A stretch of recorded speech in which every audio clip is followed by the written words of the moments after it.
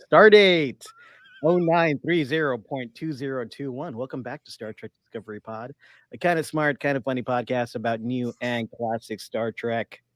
Guys, this is a loose hang tonight. I'm your legend, Mike Garcia, and joining me tonight is, Grant Davis.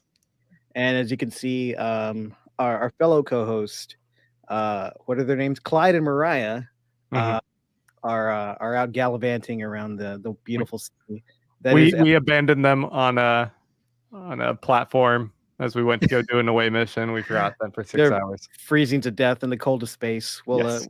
6 hours from now, we'll put a space blanket on them. Hopefully, they'll be okay. We'll replicate their lungs. They'll be all right. But what are we to But do? what are we to do? Let's call in a reserve lower decker. We have a special guest with us from. What?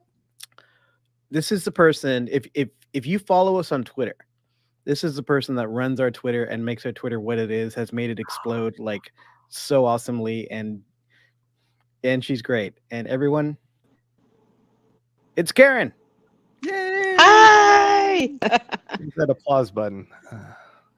Do we have one? That's it. You have- think you I have one do, there? but it's probably gonna play something weird. You literally have one. Try it. How's that? Wrong button. Wrong button. Yeah. There you go. There we go. Karen, thanks for joining us tonight. Yeah, no problem. And guys, if you don't know Karen, like you said, Karen runs our Twitter. Karen, should we call you Karen or Kez? You can call me Karen. Karen. I know okay. you won't abuse it. All right, no, we won't abuse it. Karen runs our Twitter, and she is one of our OG patrons. So thank you so much for supporting us for as long as you have, Karen. And yeah, this week we're gonna dive into episode 8 of season 2 of Star Trek Lower Decks, Excretus.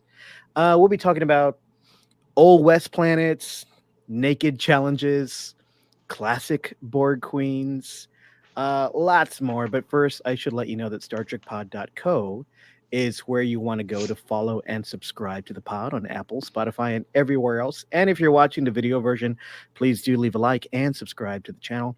And if you're watching live tonight, do dive into our live chat. We want to hear your thoughts on this episode. Remember to type pod in all caps if you want us to mention your comment. And hey, Grant, how can people support the podcast? Don't bother. Why would you? Karen, how can people support the podcast? I got it. All right. Patreon.com/Star Trek Pod. There you can go and make a per episode donation. Give us $2 an episode, and you can join us over on the exclusive Slack channel. That's right. Join our Star Trek Slack channel at patreon.com/Star Trek Pod. $2 an episode, and a bunch of other fellow Trekkies are there, waiting to welcome you and join in the conversation about all things, and do watch-alongs and a lot of fun stuff. It's a lively crew, and we would love to have you join us. And plus, your money will be going to support keeping this show going, paying for hosting costs, and Mike has to buy cashmere Star Trek sweaters every quarter, so we need to keep him warm. We need to keep Mike warm. Yeah, it's super cold over here in Austin, Texas, in the middle of September. Yes. I need this. It's 100 degrees today. He's buying Picard's wardrobe. Hey, Karen, what is the next watch along that we have planned in the patron Slack? See, today is Thursday. Sunday night is Voyager. Voyager, and And is there a theme happening for Voyager right now, or are you guys just picking random episodes? we're just going episode by episode along with the DF podcast. And Monday that's nights right. is DS9. Mm-hmm. Wednesday nights is Enterprise. And It's I'm been getting like a more long time. people coming to that, man. It's really, this is where it really starts getting good. And then of course Thursday nights we do Lower Decks watch along. And we usually repeat that on Friday nights for our Australian buddy. Ah, very cool. Nice. Yeah. So everybody, join the Patreon, dive into the Slack. You'll have fun watch alongs with great people. But Not let's that one. patreon.com/Star Trek Pod. But first, let's dive into episode 8 of Lower Deck season 2 with some hot freaks. Hot freaks! Hot freaks! So good. All right. And we do have kind of a surprise, even though Mariah's not here. She, before we left her in the vastness of space, she actually dropped us a hot freak via video. So we have a recorded video of Mariah and her hot freak on this episode. So Is she going first?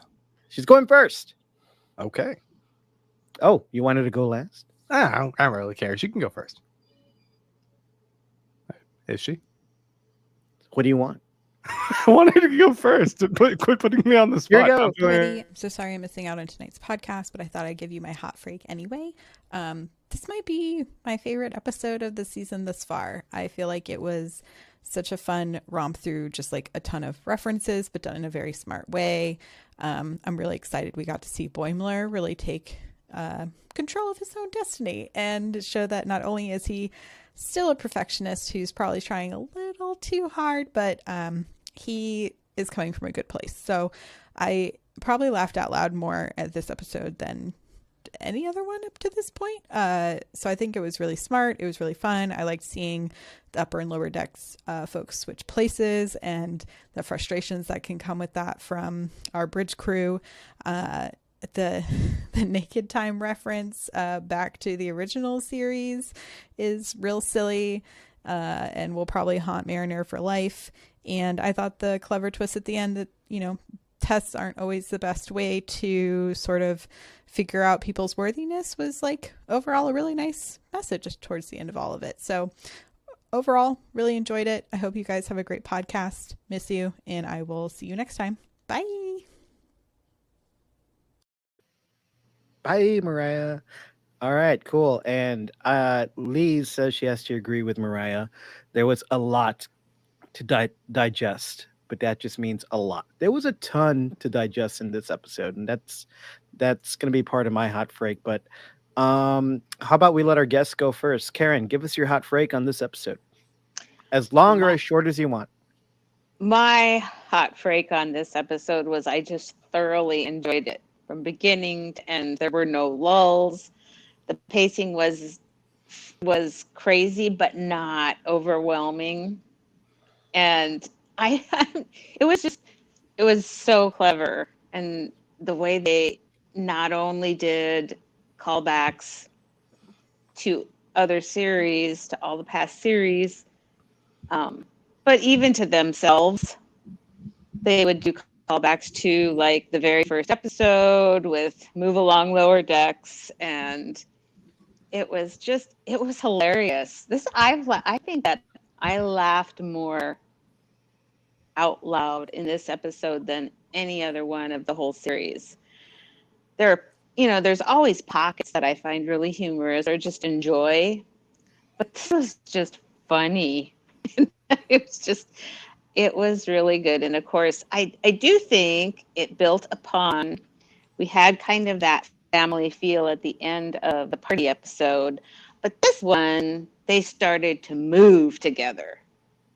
They really solidified that, so that I feel like that's kind of where they're going with this.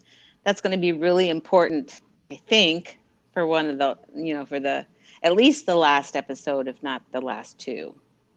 I'll be interested to see either that or they're just, they'll be just like this one. But I feel like this whole season has just gotten better and better. Yeah, I agree. I thought this was a blast. And the best thing about it for me, like story or character wise, was just watching Boimler just own that Borg simulation. Like, he really showed us his chops, and very much unlike me, it seems Boimler is he's like a student who tests very well. I think I'm more of like a mariner, where I kind of do my own thing and then I fail. So, but there were like Mariah said, and like the commenter said earlier, there were like way too many references to count. Like if we like sat here and counted them all out, we'd be here all night. There was just so many, but they were all pretty funny, especially like if you understood them. We'll talk about that later, Grant. But it was just such a blast watching our entire crew, not just the lower deckers, run through like familiar Star Trek scenarios. Like, and the framework for this episode was really clever. It was like a holodeck episode, but kind of put through the device of these test pods where literally anything from Star Trek could happen. I think they chose some of the scenarios that were kind of ripe, like just ripe for parody, especially when Tendi has to kill the Klingon, like in that TNG He picked up episode. a peanut. Yes, because he picked up a peanut and hurt his back, like in that episode Ethics. Is that what it's called? Where Worf Yeah. like paralyzes himself and he's like, I must. But be isn't killed it now." that like one of those big barrels falls on him and you literally see that it's empty rubber bouncing off of him? You know? You gotta love that cargo bay setting. The twist about the test being like a device to make the crew bond, but then the tests warrant that, but then they actually did bond more than ever before by like showing how badass they can work together. Just really worked for me. That whole vibe was great. I love like you were saying, Karen, I love the through line this season of the command crew and the lower deckers working together kind of more and merging. appreciating each other more like a real crew, like a real family. We'll get more into it. This one was a hoot. It was probably like it's one of those that you can watch again and just count more references and laugh more. But Grant, give us your hot freak. I mean, I'm right there with y'all. I loved this episode. It had both the great moral center, the messaging, as well as great humor, and the conceit of us going through these different testing scenarios and seeing where people's because I think we're all inclined to kind of root pretty much for the lower deckers to succeed, and then to see them all fail except Boimler was a fun reveal. And similarly, the mundaneness of being a lower decker for the command crew and how belittling I guess that was for them to have to like sit out of all the action. All of this was a really fun episode. It had a great blend of everything that I think that Lower Decks does well, and I'm right there with you guys as far as how they are bringing together the Lower Decks crew and the command crew, and making this a larger ensemble family on the ship is delightful. While at the same time, I think there's only 8 people now on this ship. Like we saw all those other people. And I don't know where they go, but if you're either command or your lower decks, and no one else matters as far as I can tell. It's a show. It's a We've show. kind of gotten to know other characters that they can pull from. I mean, there's Jennifer. Everybody loves to hate Jennifer, who got a last Jennifer. name this episode. Was on the Jet. shirt. His name. No, Jet got a last name also. I think it was Manhaven. Jet Manhaven. I did notice in this episode, like more than any, we saw all the background characters show up in either in the background or they had one quick speaking line, and it reminded me of how the Simpsons slowly grew the entire world of Springfield. Yeah. Where all of a sudden, like, oh, there's B-Man, or let's have a story about the B-Man, or let's have a story about Mo. Like it really grew this world. I think that's what Lower Decks is doing. Manhaver. Manhaver. We had some other hot freaks from the audience. Want to go through some of those? Yes. We'll start with Kern. Says it was a blast from the past of some of our favorite Trek episodes. Feel a little bad for the newbies who missed the references. That'd be me. I missed probably all of them. But the Sims Join us. for longtime fans. I'm getting there. I'm crawling Grant, my way. You're more of a Trekkie than you'll admit. But I was wondering that. I'm glad Kern brought this up because it seems like almost every episode of Lower Decks we ask you, how did you like this? Like, did you even get it? But it worked. I think, well, I know you liked it, but how? This one was just like, I mean, other than our character arcs in this episode and some of the broader jokes, like so much of it was tied to Star Trek lore and references that I don't think you would get. How did you like Well, really enjoy I it? mean, I think that, I can read into a lot of things contextually, like, oh, Klingons need some sort of mercy or brutal mercy death if they're on their deathbed, right? Like, I can kind of infer that that's the scenario that goes against the Hippocratic oath or whatever that Tendi would normally cling to, and that's the conflict there, or that whatever's going on with Q or the other people attacking the ship, lower decks doesn't get to be involved. They have to stack unnecessarily hexagonal boxes or whatever.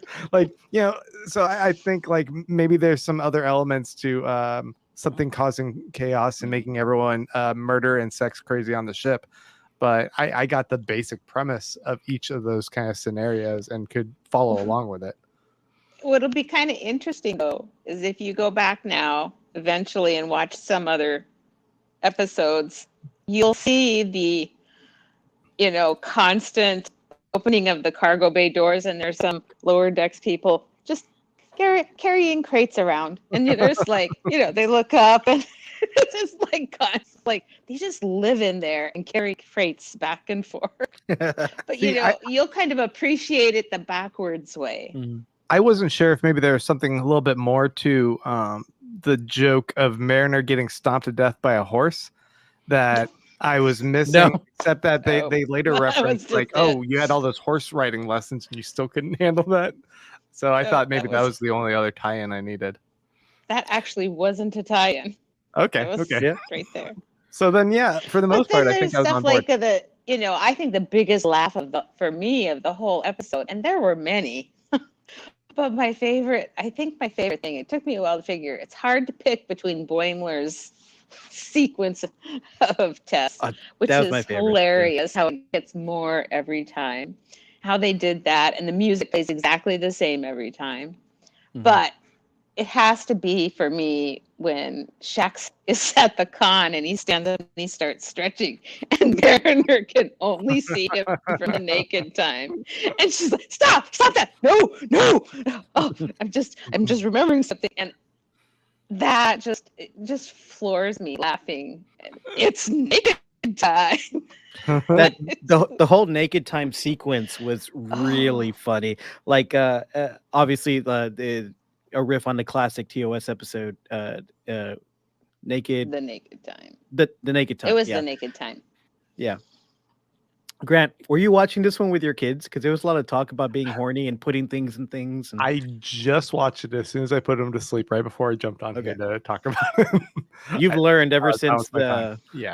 yeah, ever since like 3 episodes ago. The gorillas fucking or whatever those creatures were. I was like, yeah, okay, I'm good. I'm not gonna watch it with the them. Mugatu horn stroking. Yeah. How are we Did you feeling about the notice- more? Go ahead. Did you notice in the bar and everybody's having, this huge sexual Orgy. party, and Yeah. Billups is in there naked, but he's just got a pad, which kind Does of he? plays back to the previous episode. So he does. Oh, yeah.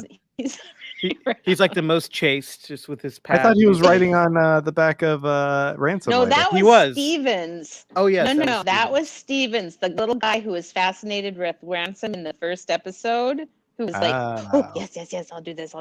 Yeah, okay. Yeah. Not the same guy. Now Billups was walking with Rutherford, and In Billups the is like, mirror, yeah. yeah. Now there And- he was oh, yes, his yes. opposite. And yeah, and even that in that one, the whole thing is like Billups is like, I'm horny. I'm always horny. Thought that was great. Well, you make a good point, Grant, that even though a lot of these jokes or all the jokes are tied to Star Trek references, if I think about it and I'm kind of listing the jokes and the references in my head, like the naked time scene, the multitudes of crystalline entities, the crazy, like the fact that at the end they can just scan the available area and see all types of insane sci-fi anomaly happening and just head towards any one of them.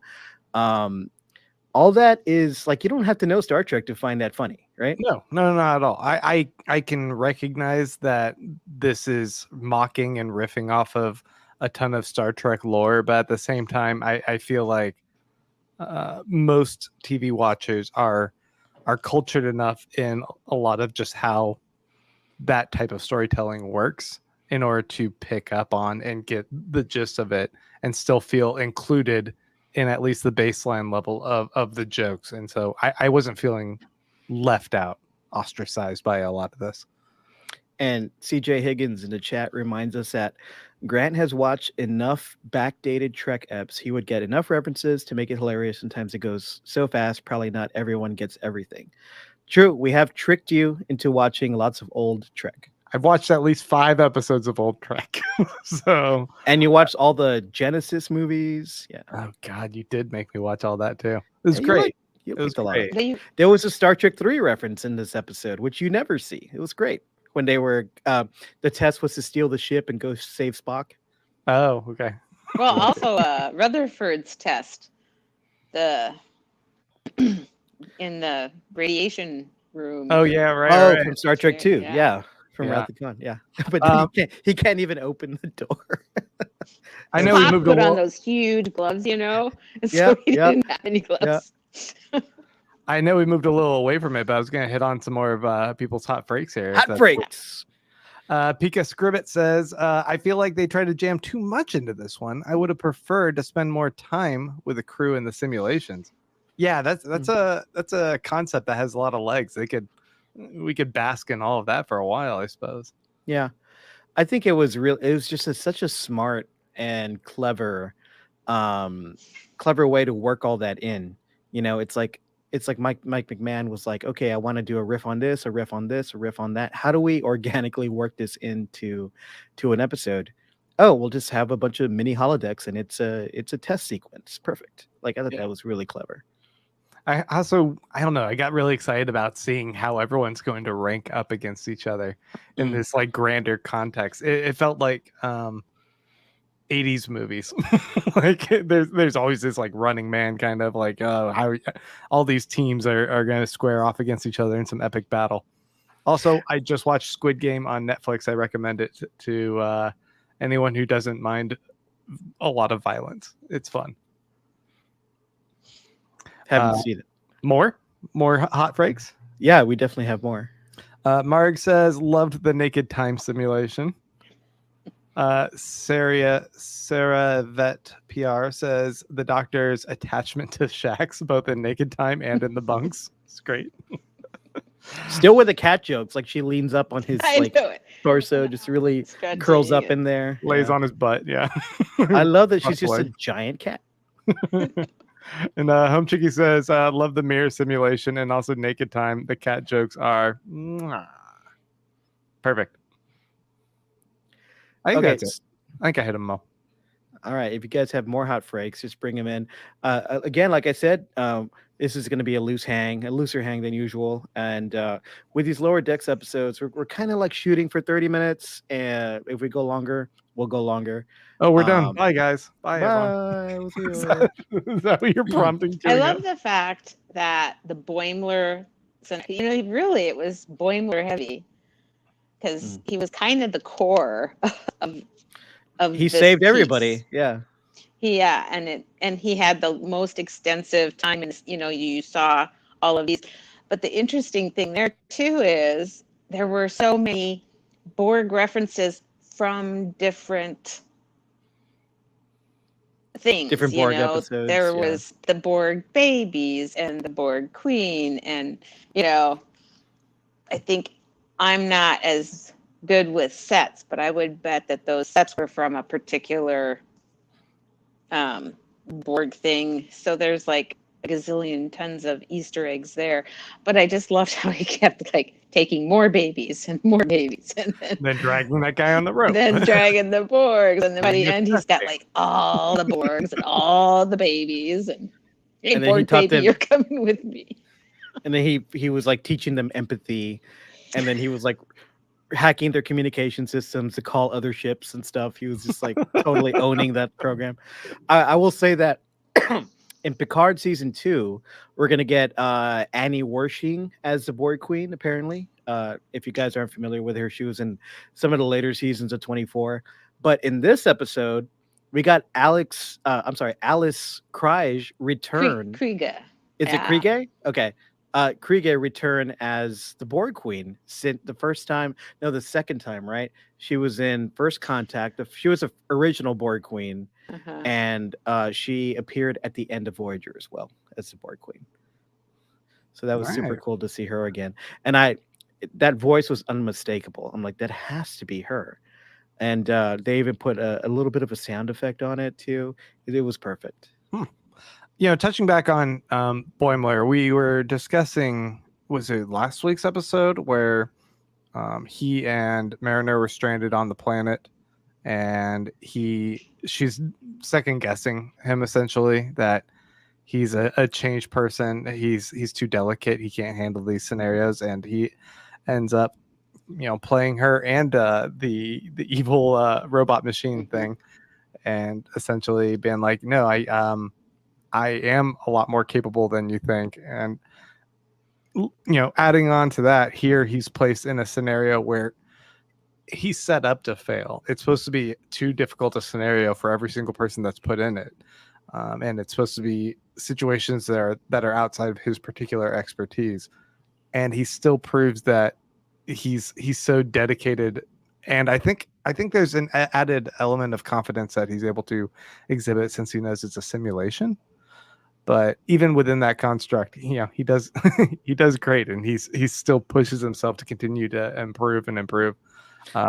It's something that I think is just an admirable trait that any of us watching are like, oh yeah, we're rooting for him at that point. Yeah, big time. And like I said before, he's just motivated by making an A. Right? He's just motivated by passing the test. And Marge says he even beat the Borg Queen in chess and taught her empathy. Yeah. But are you guys like that? Are you motivated? Are you good testers? Like, are you motivated by tests, or you like clam up? I'm great at tests. Really? I know how to study just enough to pass a test, and then I forget everything. It's all I'm gone. probably more I like that. Yeah. Yeah. I'm quite a bit like that. I retain no information, but I can pass a test if I need to. So I'm really good at makeup test and retest. oh, okay. Because I typically don't show up for the test. Yeah. Summer school, nailing that one. Summer school, really good at that. Michael L has a good point here. I love how all the simulations were all set up for the crew to fail, except Mariner in the Old West trying to ride a horse, and the horse just tramples her. See, that was just an original joke. Like, she just sucks on the horse. She just ran And through it's like kind of 4 funny. different scenarios. Did you guys do you get to listen to the official podcast at all? Because Yeah, I'm about a few episodes behind, but because they had the one with Tawny Newsom's mother and Don Lewis. So they had her real mother and her TV mother, and all of them ride. All of them are. Tawny and her mother were involved with these little weekly, they're like kind of like pop-up rodeo type events where you can do like cutting and team penning and stuff. And I mean, so I think that's kind of funny that they chose that. That was one of my big laugh lines. Yeah. It's like, horses love me, shut up. that was totally a meta joke on their end. A deep cut. I think Yeah, so. Michael L said, did you already read this? I did. Oh, whoops. Sorry. This one. WYSIWYG said, Pod, do the upper decks have upgraded replicators in other episodes of Trek? I don't know. I don't remember hearing that. I think that was just a construct for this for lower decks, just to show how kind of shittier the lower decks have it. Like, they have to sleep in the halls, and they can only replicate one slice of pizza at a time. But we do see in the rest of Trek that your upper officers have replicators right in their room. They don't really have to go to the dining hall to eat or anything. They all have a replicator in the room. Lower decks is not going to have their own replicators. If if you can in bed and get a milkshake, Yeah. oh man, Yeah. if you can have a replicator in your room and then still be motivated to like properly captain a starship, you earn that replicator. Because I would just sit in there and be like, hamburger, hamburger, pizza, and just never leave. But remember that they would sometimes chastise you if you picked something unhealthy like Troy did. This is an incomplete nutritional meal. Right, this yeah. isn't You good can't have that nutrition. chocolate cake, Troy.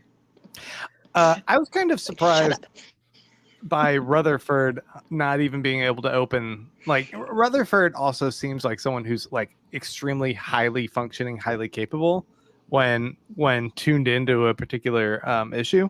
So for him to keep burning himself on that and then take a while before he can figure out to use his boots to do it, and it still wasn't enough time. I don't know. I found that scenario still a little too implausible for Rutherford. That guy, like, all of a sudden, like, switched into bionic mode that one time and like killed everyone in the hallway. But you're forgetting, it was a joke. I'm not forgetting. I'm always rooting for Rutherford. It was a joke. You're becoming the like a few episodes ago, we realized that you're becoming the gatekeeper fan when we were talking about Oh, that's true. when we were talking about Strange New Worlds, the trailer. You're like, hey, but this is different and that's different, and he doesn't look like Spock. Shut up. Yeah. And now you're like, you know what? This doesn't make sense. All this woke PC bullshit. Is that what I said? No, he doesn't look like Spock. It doesn't make any sense. Okay, thank you very much. You're still gonna watch every damn You episode. just and haven't talk about it. watched. You just haven't watched enough of it because you have a different looking Spock in TAS when he's 9 years old, and you've got different Spocks in the Kelvin timeline at different ages, and even Spock in TOS changes quite a lot, even just through this series. So you just haven't watched enough yet. I guess this is always the case. I have not watched a lot of Trek, and I've never seen an episode of Enterprise, and I'm gonna keep it that way if I can. No, You've there's been- no shame. There's no shame here. You've Or been the joining. animated one. I haven't seen any of I know. that. I have to defend it. I'm its only defender. I love that show. I love it. I don't think I've ever seen a single episode of the original series. Oh my God. Now that's just a shame. Well, you saw That truly you is saw a shame. you saw most of the movies. Yeah, the but movies. not- I saw the yeah, movies, yeah. but I've never seen the TV ones, Yeah, as far as I can tell. No, the I don't think TV I- ones. the We TOS pop up and watch those all the time too, like a Tuesday night or here or there. Lee's has Everybody, been I will rewatching dodge them. them. Like make maybe- Grant a list of the 60 best TOS episodes 60 best, so I just watched Yeah. the whole series. in chronological order, and just send it to Grant. He'll watch. We'll Well, make him watch the them all. nice thing about TOS is you don't have to go in chronological order. Yeah, it's all over the place. I was under the impression that TOS and Enterprise, I know I'm getting way off topic here, but I was under the impression that TOS and Enterprise both only had like one season. Am I wrong on that? No, all the other Star Trek shows have at least like 7 seasons. Right. But TOS has 3, and it was always on the verge of cancellation. It had And 3? I thought yeah. I thought it ended after 1, like, and it was like that's why it was like some anomaly, and then they brought movies or something weird. has 3, and then Enterprise has 4, right? I definitely didn't think Enterprise had 4. Yeah. That's so And weird. the thing about the original is they had like 26 episodes a season. So they have like There's a lot of them. yeah. Oh, lot. when you were saying 60, I thought that was funny because that's more episodes than exist probably. But I guess think that's not the- the case. It's I think the issue was that it wasn't like a huge hit. It was just kind of like and a it was stable player. expensive. And it was expensive. Yeah. So every season, didn't they like cut the budget, and it was on the verge? It was always on the bubble. Well, the thing is that they actually they were going to cancel it after season 2, and 2 fans got together, created this huge letter writing campaign and across the nation, and they brought it back for 1 more season because of it. It was the first ever fan letter campaign to bring a show back. But I didn't yeah, know that. it's yeah. I think they That's did why- that for like Roswell or something too. That's why we're here, No. because of those fans that started the letter writing Yeah. campaign. It was a genesis of all this great fandom. That's not why I'm here. I'm here because of this guy. He's my Um, friend. this comment from Michael L. When checks are used with Mariner about lower decks and upper decks all being equally important, then Ransom leans over to Shax and says, they sleep in a hallway. So funny. But also to the larger point of that, um, I've gotten the sense of like this idea that there's something more utopian, egalitarian in the future Starfleet society, but there is still very much a hierarchy, and some Well, it still situations that are follows. kind of rough, It right? still follows kind of a military structure, Hmm. even though And it's not. It's a quasi-military organization. You'll have yeah, huge debates about that. Well, it makes sense But because the currency in the Federation is sometimes it's money, but it's not supposed to be money. But the currency really is experience and expertise and knowledge, right? So the people who have more of that are in the higher ranks. but it also seems to be strength and force to some degree, to resolve escalating situations. So the Mhm. military aspect, I can also see being very valuable in the world of Trek. Very true. Being they like really cool. waffle back Yeah. and forth between that. Yeah, We're that About military scientists, right? yeah. I mean that was a big crux of like the first season of Discovery, right? It was the the exploration. Are we explorers or are we the military? right. It was the conflict in there. Yeah. Guys, since we're wrapping up this season of Lower Decks, we're in the eighth episode out of a 10 episode season. I don't think there's really been a stinker yet, in my opinion. It's been really good. I think the show's getting better and Yeah. better.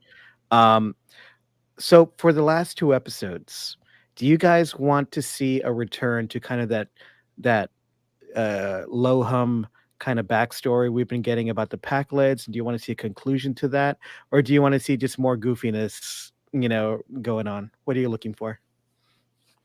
Karen, you want to go first? I just think that they will come back to the Packlets. There's something about that. There's a reason they did it. And I mean, to the point of adding them into the opening credits, adding Packlet ships to the Borg Cube battle. So there's some reason Right. that they've been threaded through here. I don't think it's going to be. It's hard to say because I don't know. Last year had a huge ending. It's like, man, it had a big, big finale. So I do think that's going to come back. And I hope we get to see like that unity that, like, like Clyde says, I like a team, you Mhm. know, I want to see that too. I'm with Clyde. I like the whole gathering of your team as you go along. And then, so I think that's what's going to happen. I mean, I'm confident that they're going to do an episode, if not a two-part episode, that has a bit more of a thematic arc to it, and pushing our characters a bit more forward. We've seen this kind of progression of Boimler and Mariner both on these kind of destiny trajectories, for showing that, despite Mariner dragging her heels and Boimler running full steam ahead, they're both going to advance beyond lower decks. I'm wondering if they'll pull the trigger here at the end of the second season. I'm kind of hoping they will. I mean, I don't they know. could go to lieutenant junior grade or something. That's still not senior officer material, but it is above ensign. I mean, if they want to leave Rutherford and Tendi in lower decks and advance Mariner and Boimler, and then kind of have this this tiered system of where everyone is on the ship, and the origins were lower decks, so you can still call it that. I don't know. I do want to see advancement of the characters. I like their growth, and it follows that they'll follow a career path of advancement as well, I would think. I Yeah, do I know think the you're name right. of the next episode. Did you see the name of the next episode is Klingon Wejdouge, I think it is, which means 3 ships. Okay. Does it? I call Mike a wedge douche all the time. Oh, he's so funny. And now he's gone. So easy to do that. So easy. I know.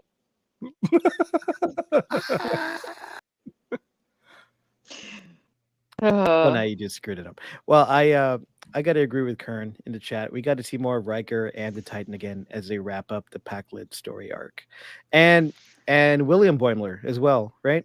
And Yeah, Troy. We haven't seen Troy in this season.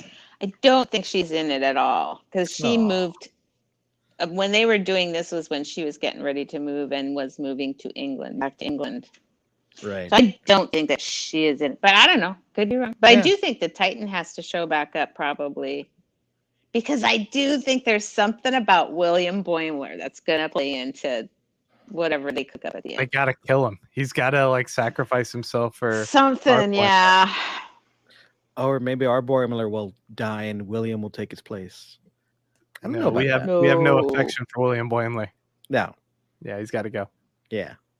Oh, Takako just has a funny there's a stream of chat going on about Shax, and Takako says Shax is a Kenny of Star Trek. Oh no, they killed Shax. He'll just keep dying at the end of each He season. just keep dying and coming back, and we'll never know how he came back. All right. Anything else you guys want to say about this episode of Lower Decks or where we're going this season? None for me. Nah, I'm good. Awesome. It's Hey, naked Karen. time. Woo! Hey Karen, before we go, tell people where they can find you on the internet. I am If you want at to. Karen. You can. I am at Karen Chu, KarinChu on Twitter.